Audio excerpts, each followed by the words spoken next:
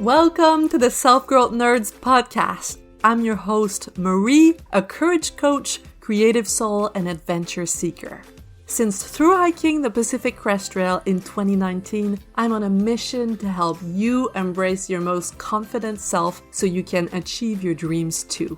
If you're eager for deep conversations, big questions, and meaningful connections, join me on the quest to discovering how we can create a more magical and memorable life.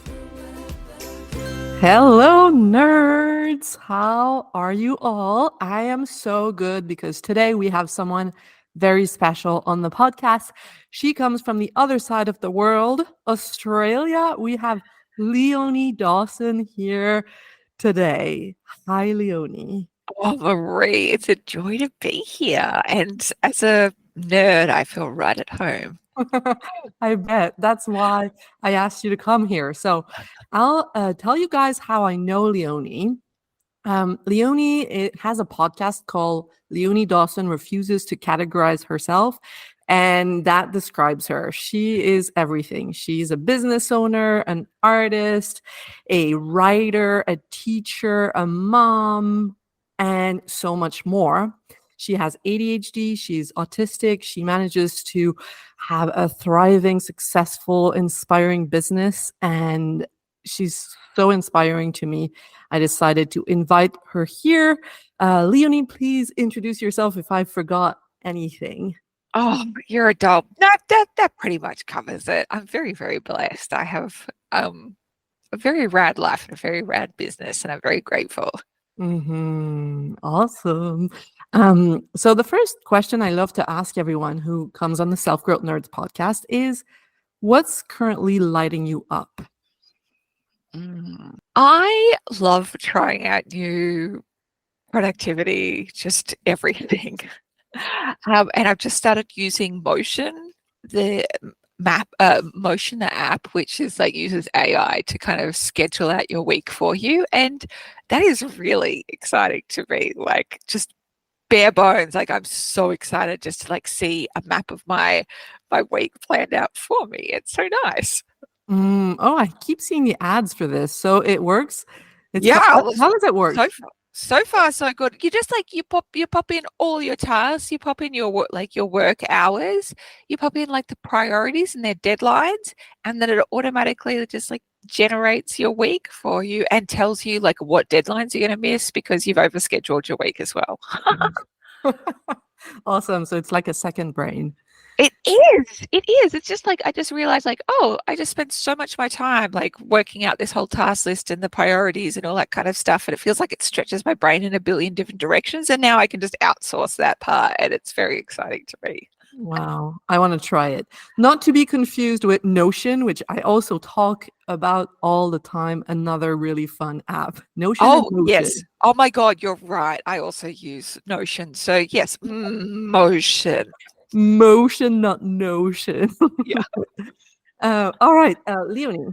So I know you make a lot of money, and one of the reasons why I find you very inspiring is you talk about money in a very playful, loving, shame-free way. And I think me and all of my listeners could benefit from that kind of point of view. So can you start by telling us how much money you made last year in 2022? Oh, I haven't done the figures yet. Usually, so on average, it's about $1 million a year in revenue. I've got to get back to my accountant to do all of those, to do those numbers for last year. But yeah, it's on average around the $1 million mark. And sometimes I think the year before it was 1.3. I think last year it might be under, like be 9.75 or something like that. And it's always just super exciting to me to like, I just never expected to have $1 million business, and it's a thrill to be here. And I also like to kind of share my, life, over the lifetime of my business, because I've earned over $13 million now through my business, and I love just getting to like add to that number, and doing it in my own way as well, because I only work 10 hours a week, and I have 2 part-time assistants, and I like to keep it clear and simple and joyful.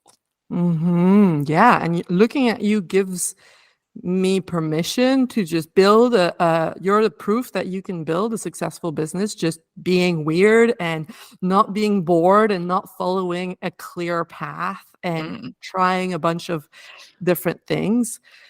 So you've got all the way here, made about 13 million in your business, and I'd like to rewind back to the past, because I know that you used to have a full-time job, right? I think you were working for the Australian government. Is that right? Yeah, that's right. Okay. So can you tell us about how you started your business, how you started alongside your job, what that was like? Sure. For me, I always wanted to have some kind of creative career. I wanted to be an artist. I wanted to be a writer at a very young age. My parents were farmers and very pragmatic, and they were like, no, there's kind of 3 rules here that I heard over and over again. 1, you can't have a creative career because all artists starve. Secondly, you can't have a small business because all small businesses fail in the first 5 years. And lastly, you shouldn't earn in the highest tax bracket because then you're just paying too much tax. And so I heard this over and over again, and I was like, right, well, I guess I can't have a creative career. And I thought, if I can't have what I want, the second best option is to be Prime Minister of Australia. Just where every little girl's heart goes to, right? It's just, okay, well, second best is Prime Minister of Australia. And so I was 20 when I moved with my partner, now husband, to Canberra, which is like the Washington of Australia. And I started working in the public service. I started doing a public policy degree through Australian National University, and started moving up the ranks of the public service quite quickly. I got to work in Parliament House. I got to meet ministers and work for them, and it was very, very thrilling. It was such an exciting thing to do in my early 20s. And I really quickly realized, like, oh, this is not the place for me. This is not where I want to be long term. Why? And because I have a very thin skin, like, my nerves reach out through my skin. And ministers, despite, I don't always agree with everyone's policies and stuff like that, but I absolutely recognize and honor the fact that they work incredibly long hours and very, very hard, in a way that I cannot. They are around people constantly. It's back-to-back events from 6 a.m. to midnight during sitting weeks. And they also just have a whole lot of criticism leveled at them on so many levels. And I thought, that's going to really just fuck me up. Like, to be that out in the world, to have that many hours of people contact, and to have to develop a very thick hide. I will lose an essential part of myself in that process. Yeah, I feel you. Yeah. And still that longing inside me to be a creative was just burning so deeply. And so I remember kind of coming out to my parents about it, I flew home to the small country town and was like, hey, I need to tell you something. I've decided to be an artist. And my dad said, oh, well, there's no money in that.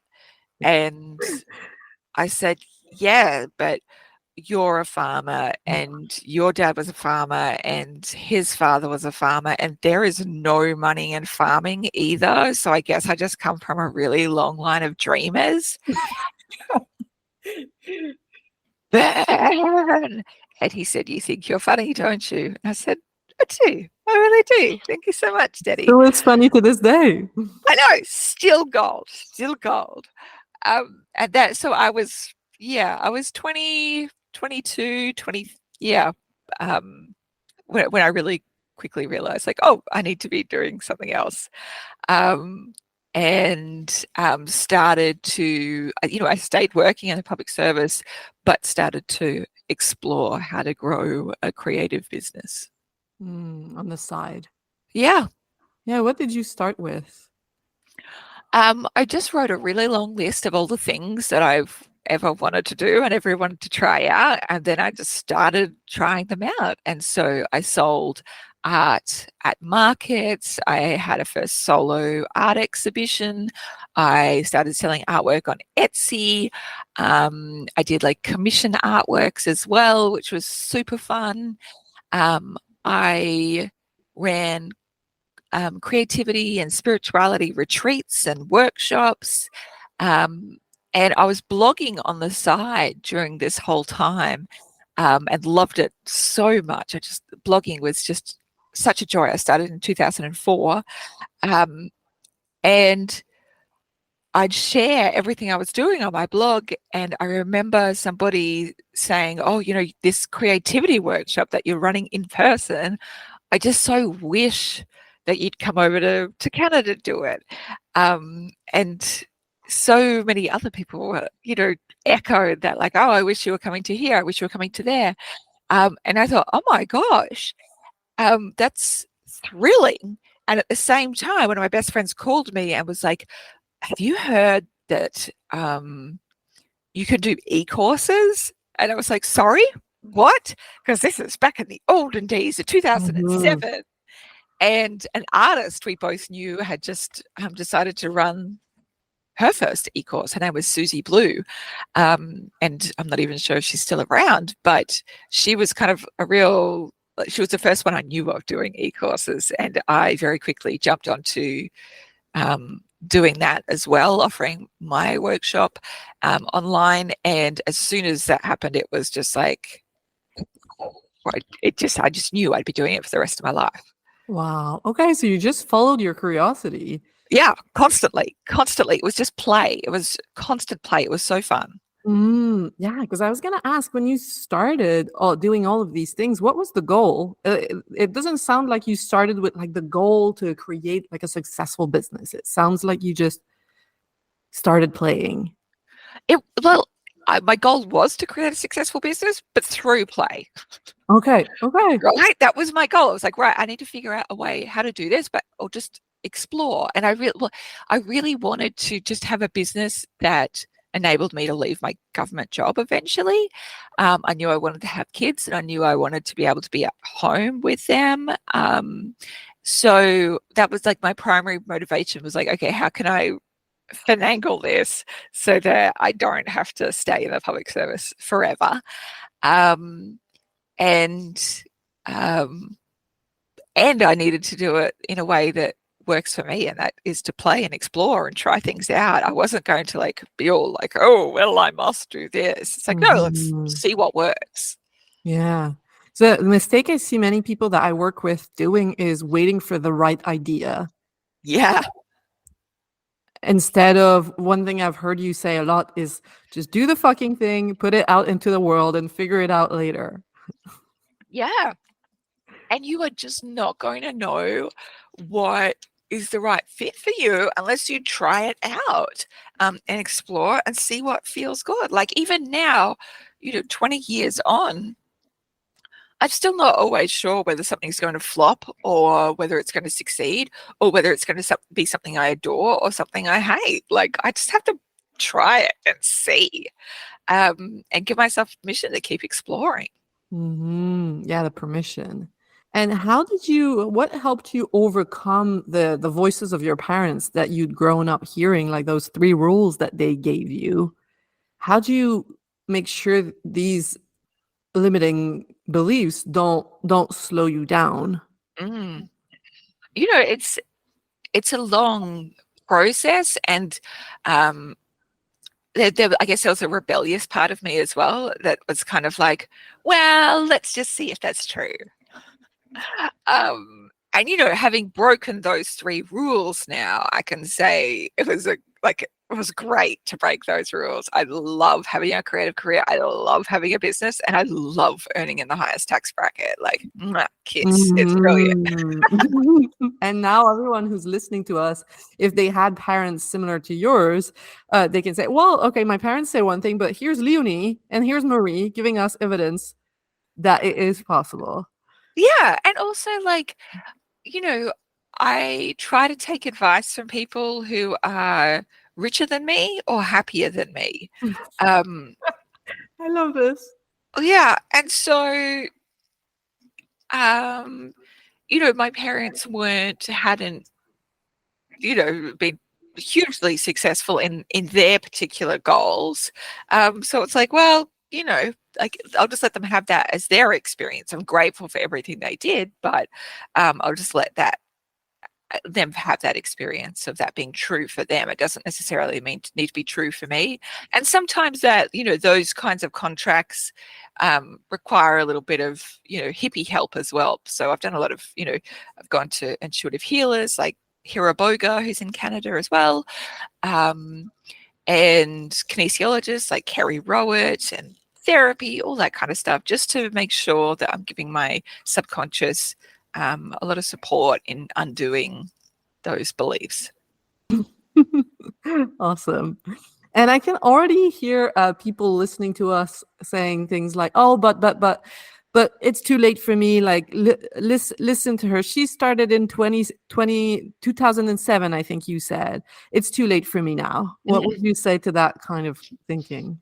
It's garbage. It's bullshit. Like, if that's the belief that you want to run your life by, fine, but you're going to be missing out on so much adventure and fun and abundance and the opportunity to, like, be your fullest self in this life.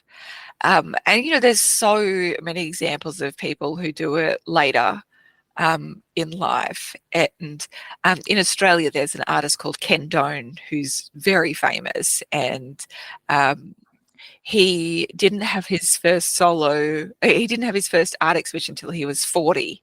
And so all of the heyday of his career came much later. And he's still, creating and working to this day. And it's just brilliantly inspiring. It can happen at any age. And I think as well, like, I had my grandmother passed away when she was 97, and she was such a light in the world.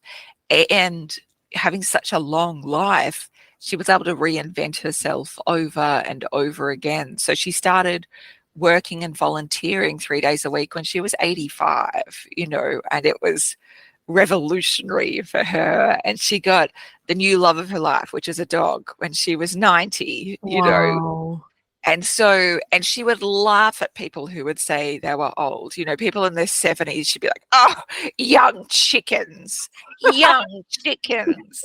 And so if she heard somebody saying at the age of 40 or 50 or whatever, oh, I'm too old for that, I just think of her just laughing hysterically. You can reinvent yourself and have whatever life you like at whatever age you like. Yeah, and also thoughts like, oh, but I'm not the kind of person who's good with money. Like, you're not the stereotypical kind of person who's good with money, and yet here you are. There's no one way to be in order to Yeah. figure numbers out. Yeah, really. I am very, like, as a ADHD person, I am very, like, off the planet hippie.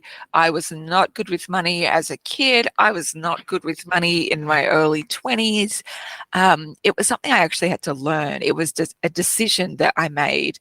And I got a book and I learned about money and I started applying it and ticking it off. And it was hugely helpful. It changed me and my husband's financial trajectory for sure. And I still am constantly learning. It's a learnable skill. It doesn't have to be innately born. And it can just be because I have the desire to be good with money. So what was not true for me in the beginning of my life doesn't have to stay true for me now. Yeah, it's the fixed mindset versus the growth mindset, right? It's not, Yeah, I'm not someone who's good with money. It's okay, maybe I don't know much about this right now, but I can become someone who's yeah. fluent when it comes to finances. Exactly, exactly. And like with me, when starting my journey with business, I couldn't work out how to make more money. I was like, well, I'm never going to, like, even though I was doing all these things, I was like, well, I don't know how I'm going to make that amount of money to be able to leave my job. I can't work out how to sell art prints enough to leave my Mhm. job. And at that point, I could have gone, well, it's hopeless then. I'll just give up. But instead, my brain said, well, other people have worked it out. So they must just know something that I don't know yet. And I can learn that thing. I can learn whatever it is I need to learn in order to be good at this. Yes. You know what? That's a sentence that has changed my life is, oh, look at this person. She's similar to me. She's done it. So there's probably a way that I can figure out how to do it. Yeah. Yeah. There's just some keys that they've learned that you haven't yet. And you can. And like no baby comes out of the womb going like, oh, I know how to develop a marketing plan. That would be No, creepy. That would be right? really creepy. Imagine that. So creepy. We can learn that later, guys. Yeah, Later. yeah. So you mentioned about your job and wanting to leave your job. How did that happen? What was your thinking? Did you want to match your salary in some way, or what was your thinking there? Um, I I took a long time to leave my job. I built my business up on the side. So started my blog 2004. Didn't actually leave my job um, completely until 2010. So as much as my personality is quite wild, I am very risk adverse. And so what I did was I built up my business on the side. I started reducing my work hours. So I went down to 4 days a week and then I went down to 3 days a week.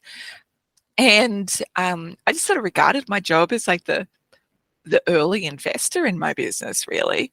And it meant that I didn't have to freak out about like making my business pay rent straight away. And I also just made sure that I had a lot of fun at work as well. You know, I was working in the public service, sure, but I can still create love and glitter and magic wherever I go. I'm still best mates with my old boss from the public service. We spent a lot of our time just laughing hysterically and running stupid competitions.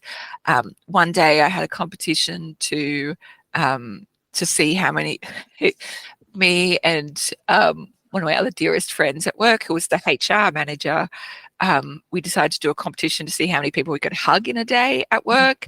And I won. I hugged 300 people on 2 floors of a government department. And I remember running past the division head's office to hug people. And he came out and he was just like, I just love you guys. You bring so much joy to the office. You bring so much joy wherever you go. You're like joy fairies. And I'm like, hey.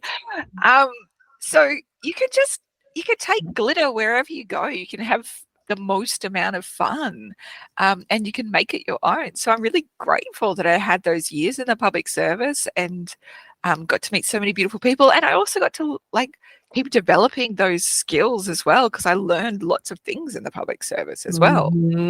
Yeah. And I speak with many people who want to use their gifts purposefully, and then they think they need to have a business in order to do that. But what you just described is you were using your gifts like being a joy fairy Mm, in your job as well. And you can do that outside of work in your business. It's just different channels. yes, You completely. don't have to wait until you're your own boss in order to spread your magic dust in the world. Exactly. I even like pitched to our little division, like our government division, which had a few hundred people, that you know, in the like weekly newsletter or whatever, I would do a profile interview of people who worked in the department. And so I got to go around with a camera and interview people and just like interesting people and then write articles about them. Like I volunteered for that job because why not? What fun. I made that whole job up. Like, it's so So great. fun. That's so fun. Yeah. And then when did you decide, okay, now it's time? And what was that jump like? Oh, yeah. So there was a few kind of like pointy factors. So, one, I'd gotten to the point of replacing my income. I was on a trajectory to replace my husband's income as well. He also worked in the Australian government. We also wanted to move back to my small town, and knew that, we'd need to leave our jobs to do that. And we were pregnant with our first child. So all of it was like, oh, it is time. I'm not coming back after I've had a baby. So I left when I was 8 months pregnant and finished up. I still have recurring dreams to this day. This is 13 years on, that I've forgotten to give up my government job. And I'm like, okay, you just need to now, Leonie. Like, you've brought in $13 million. It's time to just let go. So obviously there's like a little part of my subconscious that's like still holding on to the, I don't know if it's just the money security, but also like the friendship security, because it was all just a big loving family there, really. Mm. But yeah, we took the leap. With a newborn baby, we moved across the country to my small town. It did not work out to live in my small town with all my family. So we've been on many adventures since then to find the place that we want to live. But I'm so grateful that we've been able to have all these adventures. And my husband and I haven't had to work outside of my business since then, been at home with the kids since then. And I'm just very, very blessed. That's amazing. You having a business allowed you to have this flexibility to go on adventures and move. And I think I've heard you talk about, I think you had postnatal depression, I think. Is that right? Yeah, that's right. With both of them, but most severely with my first daughter. It took, I needed to go on a really big healing journey. And at one point, I remember my husband was offered a job at that point, and I remember saying to him, please, I need you. Like, I don't think I can cope with you going to work. And I'm very grateful to him for going, no, that's fine. I'm here. I'm here with you, and I'm here with baby. Mm-hmm. Yeah, that's also another, well, quote unquote, advantage of having a business is it allows you to take care of yourself and your mental health and your physical health Yeah. with more flexibility. Yeah, it was a real blessing. And the second time around when it happened, because I'd already knew, like, oh, this will likely happen. I knew the signs, and I also didn't have any hang-ups at that point about taking medication. The first time around, I was like, taking antidepressant medication was like so scary to me because I hadn't done it before. And so I tried everything else under the sun before I tried medication. So like the second time around, I was like, oh no, just medication. Let's go. And Yeah. I don't Whatever. have to have a year of misery before then. Mm-hmm. Yeah. And what was it like to keep, um, while you were caring for yourself and your babies, what was it like to have the business as well at the same time? What did that look like? Like, I think that like my business is in some ways my savior. Like, it was just such a blessing to discover, to really prioritize me taking some time away from the babies to be able to run the business. And 2 hours a day, that's all it took, was just 2 hours a day. If I can have 2 hours a day to work on my business and just not think of anything else, it makes the biggest amount of difference to my mental health, and to being able to be a present mama and to not suffer from postnatal depression and anxiety as much. So when I had baby number two, I said to my husband, I actually don't want any maternity leave. I'll take 2 weeks off just to lay down, but I want to start going back 1 or 2 hours a day just to be with myself. Because that was another area of your life that was just so fulfilling and kept you like not just a mom.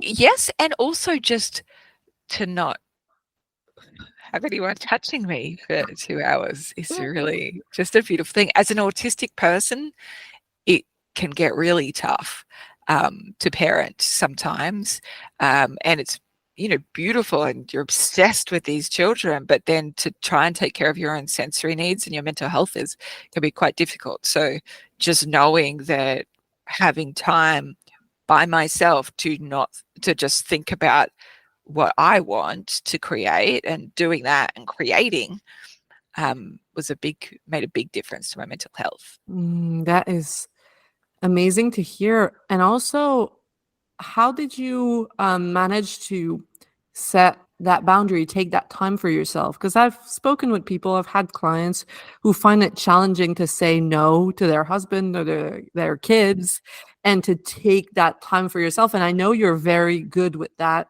with protecting your peace, protecting your time. What's helped you over the years get better at that? I think the first time around when I didn't take that dedicated time for a year or so, I just tried to do everything with a baby on my hip or in my arms, and I went crazy. I would, literally just was so bottomed out. And so having tried that other method of not giving anything to myself, I knew that it was mission critical. Like everything else is going to fall apart if I don't get just an hour or two a day to be with me.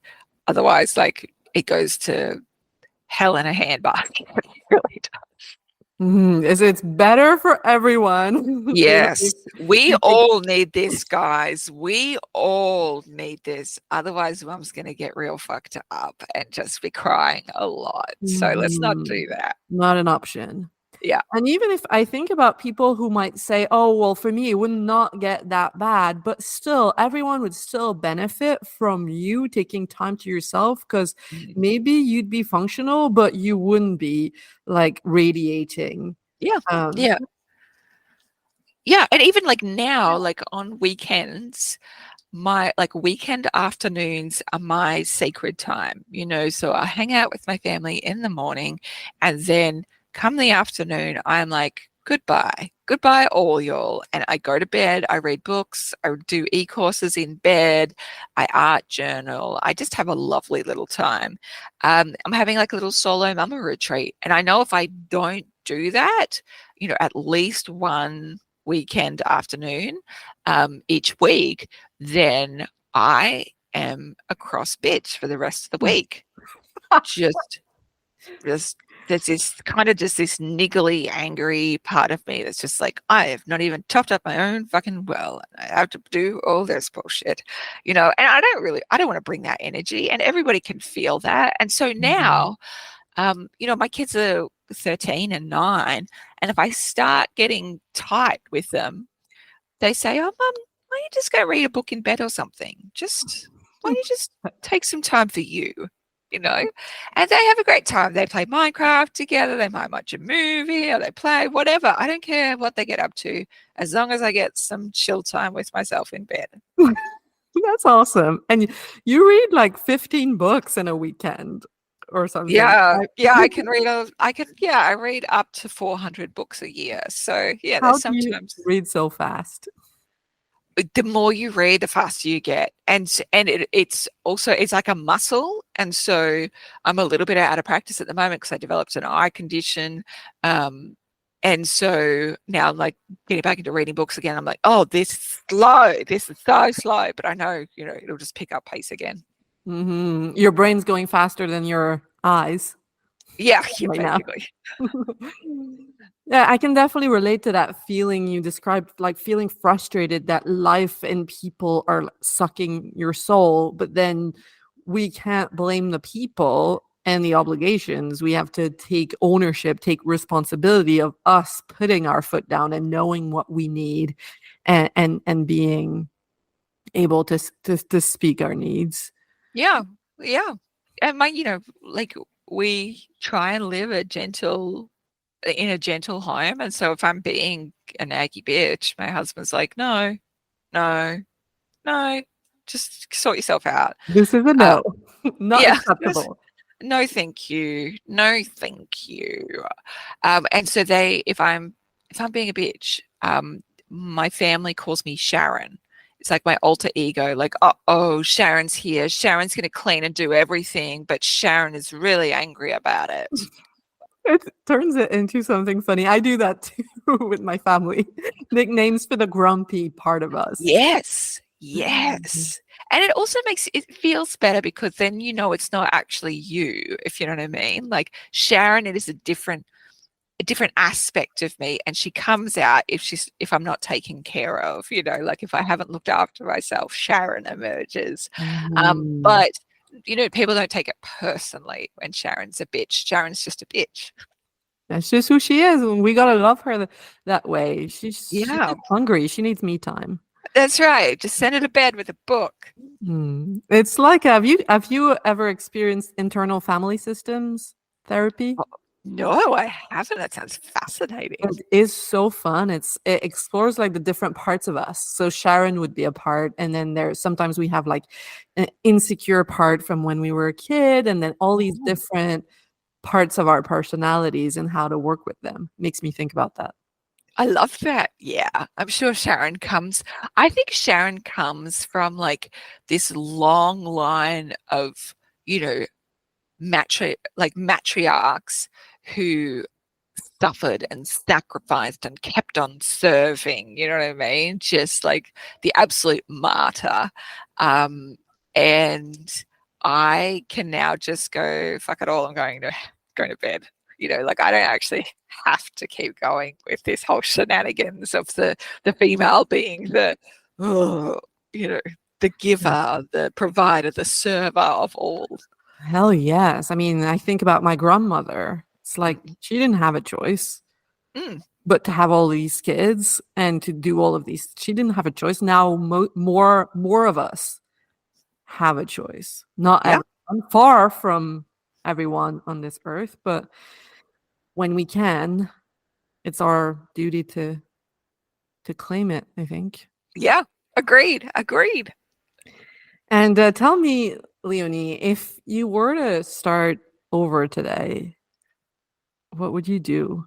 How would you go about starting with an online business with what the world is like right now? I mean, with everything that's available. Honestly, like I just do the same thing again. I'd play, I'd explore, I'd try things out. I'd write a long list of what I want to, like ideas and things I want to try creating and see what ends up being the right fit for me and what ends up being the right fit for, my people as well. What draws the bees to the honey, um, and what offerings I can put out there. And I would do it in a way that made sure it was right for me. I think, I started my online business in the quieter, slower days of the internet, 2004 or so. Um, and I think it's more easy for people to get sucked into different platforms and be like, well, this is my job now. My full-time job is to create content for these systems, and that's how I will become famous. And it's just not true. And you just need to be very careful about how you interact in those platforms, like how you, like not with people in the platforms, but how you interact with the platform in terms of going, okay, this is how I am going to create my content. Here is how I'm going to share it. And here's how I'm going to do it in a way so it doesn't actually consume my life. Because I see so many people replace their old careers with even more demanding online careers, and it doesn't have to be that way. You can be strategic about it, and look and do things in a way that works for you and for your body and for your sanity. Do you have an example of how to develop a relationship with those platforms that doesn't take all of you? Sure. Like, what are the red flags and Yeah. green flags? Yeah. So first and foremost, like if you rely on an algorithm, like on a platform to run your business, then you're at great risk because your account could get locked out, like, the platform could go down, all those kinds of things. So diversity is really important. But the most important part of that diversity ecosystem is your mailing list. So getting everybody who follows you on social media to get on your mailing list, because people on your mailing list are 40 times more likely to buy from you than a follower. And you do that through giving them free content and regularly reminding them to, get onto your mailing list to get that free content. And you also want to make sure that you're batch creating content. So you're not just like turning up every single day and going, okay, what do I need to create today? And then spending just hours fucking around on that platform trying to decide. No, just batch create. At the moment, I'm batching creating like a week in advance. I'll get to a point where I'm doing a month in advance. That's usually how I do it. I'm only a week ahead at the moment. And I schedule it all in. I have social media blocked on my home computer, like, just my laptop. And then I don't have the apps on my phone. So I'm not there to scroll. I'm just there to create, share, and then get off and get the fuck on with my life and my business. Mm-hmm. Mm-hmm. Awesome. You mentioned the email list, and I know that I had before. Now I love my email list. I love nurturing my people that way. But before, I had the most resistance Mm. for years. I was like, a newsletter? Oh, sounds gross. How do you see your email list? It's like sending love letters to all my best friends around the planet. And I've been doing it for 20 years now. And I get to share in a way that lights me up. And I get the most beautiful emails back. So it's way more fulfilling for me to do that than to do social media. Yeah, it's like writing to a friend. And Yeah. you guys, you need to get on Leonie's email list. She writes to you and it's like capital letters and exclamation marks, and it's nothing corporate, it definitely feels intimate. Yeah. Yeah, because it's meant to be. And when I'm training like one of my customer service assistants, I always say, like, when people email in, they are our friends, like they are our people. We have good boundaries, of course, but they're people who have been hanging out with me now. I've got customers that have been with me for 20 years. Wow.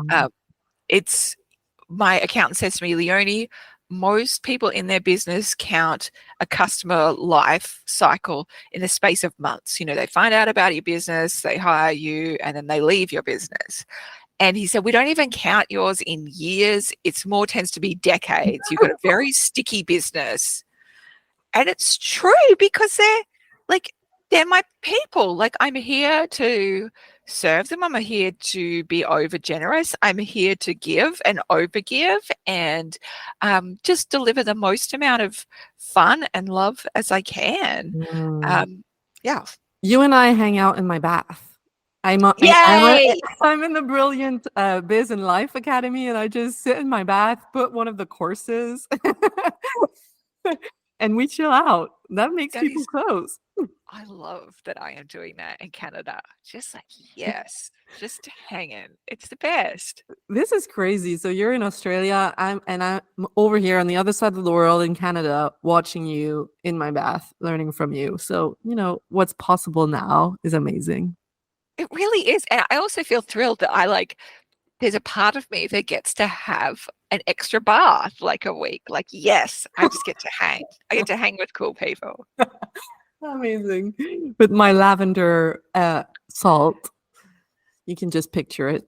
Oh, love it. And then like matching the lavender in your hair. Like, get it. Get it. Yeah. Oh, yeah. Amazing. Yeah. Everything's purple in my life.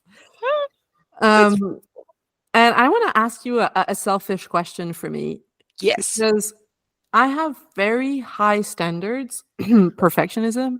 And one thing that impresses me when I look at your website and everything that you do is you're such a prolific creator. And for me personally, to be able to get in that energy, I feel like I have to, I want to say lower my standards, but it's not lowering my standards. It's like tweaking my perfectionistic mindset. So I don't know if you have a piece of advice for me, but I'm sure so many of my listeners as well are the same. Yeah. So first and foremost, I always remind myself again and again, done is better than perfect. Because if I spend time trying to get something to perfect, I'm going to have maybe 1% of the things out in the world that I do. Like it's actually pretty fucking difficult to get to perfect. I've got goal workbooks that I have been, oh, here's one. These goal workbooks, I've been doing those for 13, 14 years now. They've been used by 500,000 people. They've been published by a publishing house. And then I went back to self-publishing because I like it more. And the amount of editors and, copy editors that have gone through that book, the amount of times I've looked at that book and it's still not perfect, it's still not freaking perfect. There's still things that I go, oh, next year I'll fix that part, but they've been hugely useful. They've been hugely helpful to so many people, including me. So just get the fucking thing done and get it out there. And remember that it's not about you. It's about the people it's going to help. Like it's going to make a massive difference in their lives. And if you don't show up, they're going to continue to not have that met in them. So if you like people suffering, sure, just keep hanging out with your perfectionism and not putting your shit out in the world. Yeah, perfectionism is selfish. Yeah, it's very selfish because it makes you like it all about you instead of just the people that you're going to help. It's about you wanting to look good and sound smart and seem competent instead of just, okay, let's just help people as quickly as we can. Yeah. And it might not take them from 0 to 10, but if it takes them from 0 to 2, it's so much better than from 0 Progress. to 0. Yes, exactly. I'm Progress. great at math. Yeah, do it. So just keep remembering, like, do I like people suffering? No. Okay, I guess I better put my shit out today. Yeah, let's close on that. If you like people suffering, keep procrastinating, but if I want to end with some questions, rapid fire questions I like Sure. to. So first, from all the books that you read, what's a recent book that you really loved? Oh, The Electricity of Every Living Thing by Catherine May. Ooh, what's that about? Catherine May is just the most beautiful author and writer, and I'll just read anything she Is writes she ever. Wintering and Enchantment? Yeah. Oh, I'm reading Yes. Enchantment right now. Oh my God. I know that name. I just started Enchantment. Oh my God. Okay. See, there we go. We're so aligned. Yes. Yes. Yes. Yes. Okay, so is that a book she wrote after? I think it's her second book after Wintering. Okay. The Electricity of All Living Things? Of Every Living Thing. Yeah. What a beautiful title. It is, and it's about her journey with autism. But the way that she does it as well is that she decides to walk around England as a way to work out her autism. Wow. And it's Okay. divine. It's divine. It's just gorgeous. Yeah. Awesome. I'm going to add that to the list. Yeah. So big fan. Mm-hmm. How do you go about your book buying? What's your book buying habit? Oh, anytime that anyone gives me a recommendation, then I usually just instantly will send myself a sample to my Kindle, and then I read the Kindle. If I'm obsessed with it, if it's nonfiction, I usually then just go on to buy the print version because I like to be able to highlight nonfiction. If it's fiction, I usually just read it on my Kindle, and then I also, frequent bookstores, just like a ghost, just hollering between all of the shelves and just emerge with great armfuls of books. So, Mm. um, yeah, I've just got, I don't know, probably 300 books in my to read pile at the moment, but that's the way I like Wow. it. Do you like to take your kids to the bookstore, or do they Of like it? course.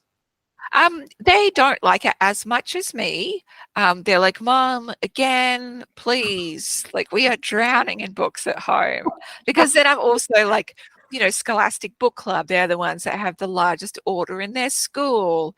And, and then I'm constantly buying them books and they turn up at home like, I've got a present for you. And they're like, is it books?